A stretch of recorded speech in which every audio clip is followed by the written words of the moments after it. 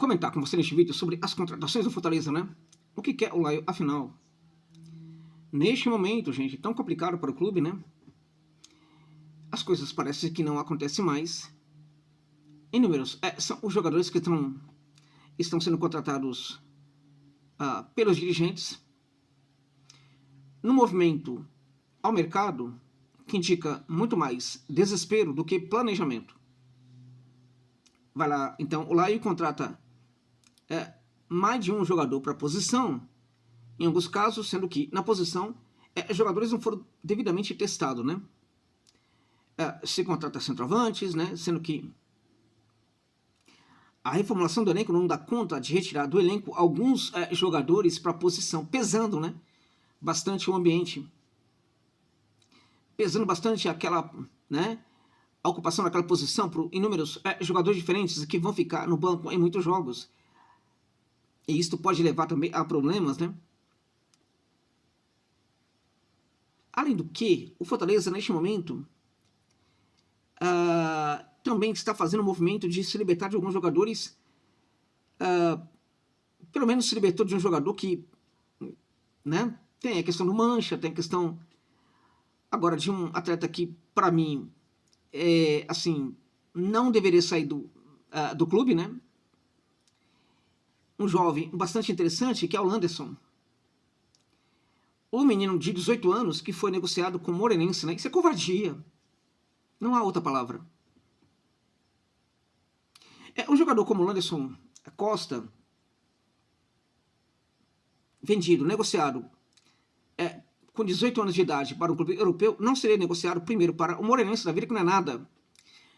Segundo, né, que não seria negociado para um Moreirense da vida, que não é nada, em virtude de que o Moreirense não teria dinheiro para pagar por um jogador de 18 anos que fizesse sucesso na base de um Palmeiras, na base de um São Paulo até, na base de um Corinthians, na base de um outro clube aqui grande no futebol do Sudeste Barra Sul. O que está acontecendo com o Fortaleza, afinal de contas, né?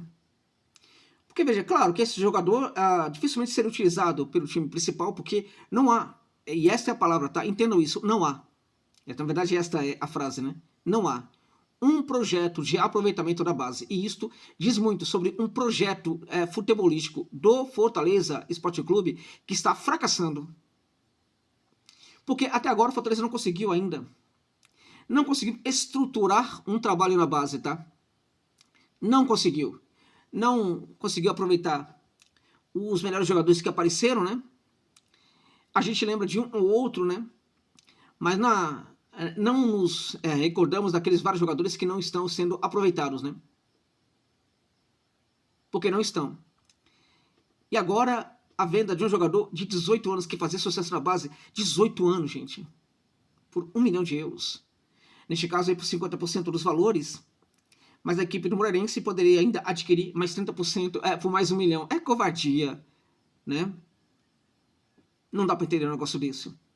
E vai ao mercado, sinaliza ir ao mercado o tempo inteiro para buscar outros jogadores, sem que, na verdade, isso é um ponto bastante interessante, né? Sem que o técnico consiga testar todos aqueles que estão chegando. Gente, foram 14 reforços anunciados desde o começo aí deste ano, né? 14 reforços, né? E a coisa não vai, tá? Foram 30 milhões de reais investidos, né? Já na temporada de 2025, tá? Enfim, né? A situação ainda parece bastante complicada.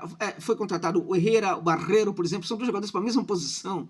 Aí tem o Davidson, tem também, né, o Gatito Lucheiro, né? Ou seja, nós temos aí 4 jogadores, né?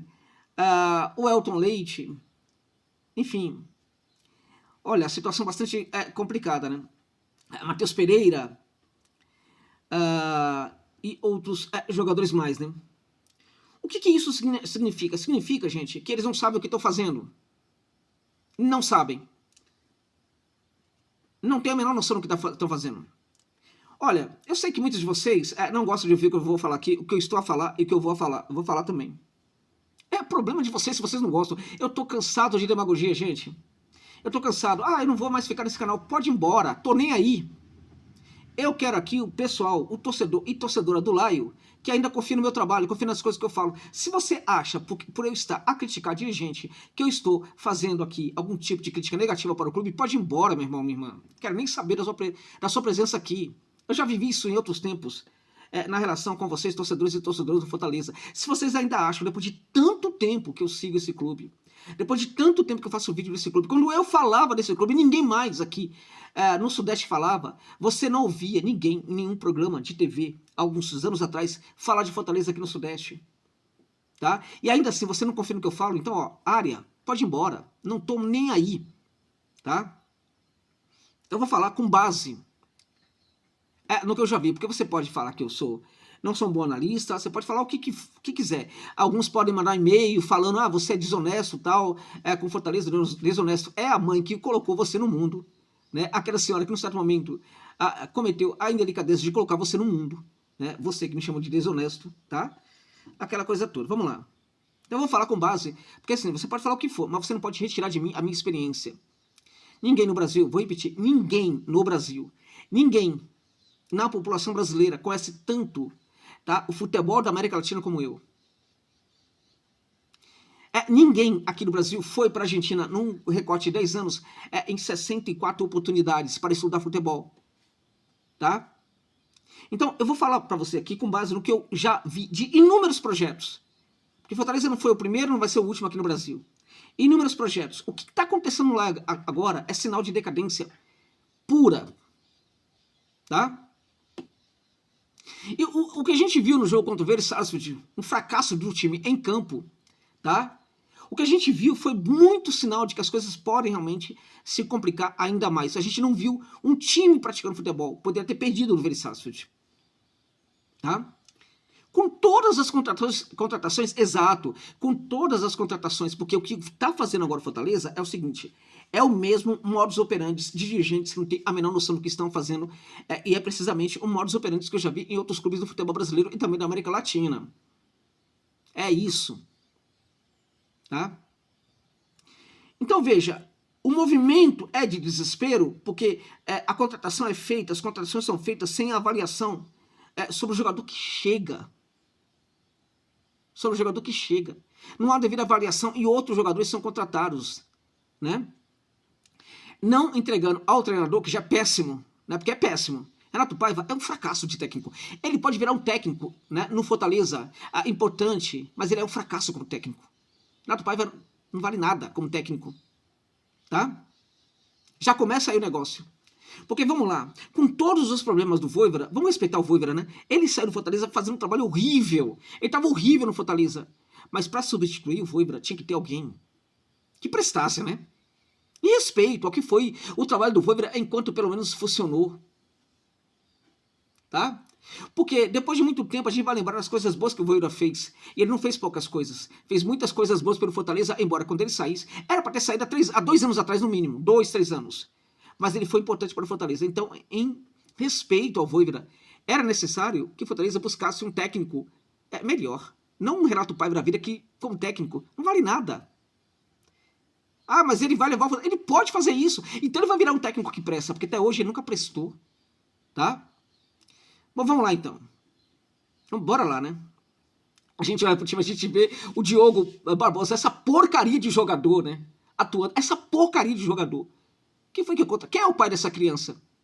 Quem foi que foi buscar um jogador que não funcionava em lugar nenhum? Que nunca soube marcar em toda a carreira? Quem foi que foi buscar esse jogador?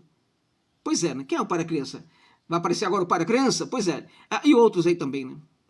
Tá? Bom, vamos lá, né? O movimento é o movimento aparentemente sem volta. E assim, se o time não ganhar, se o time não apresentar resultado, sabe o que eles vão fazer? Vão buscar outros jogadores. Vão contratar outros, porque o movimento é de desespero. Vocês estão vendo a câmera? É a Dulcineia, que não me deixa em paz aqui, né? Tá? A gatinha da casa. Até ela parece que neste momento tá contra este produtor de conteúdo aqui, né? Bom, então, gente, para tentar salvar, quando a coisa ficar cada vez mais complicada, né, eles podem continuar a contratar. Qual é o próximo passo? O passo aí da fragmentação, fragilização total desse projeto. É a dívida. é a dívida. Tá? Fortaleza é um clube lucrativo porque soube trabalhar muito bem para isso, os dirigentes souberam trabalhar muito bem para isso.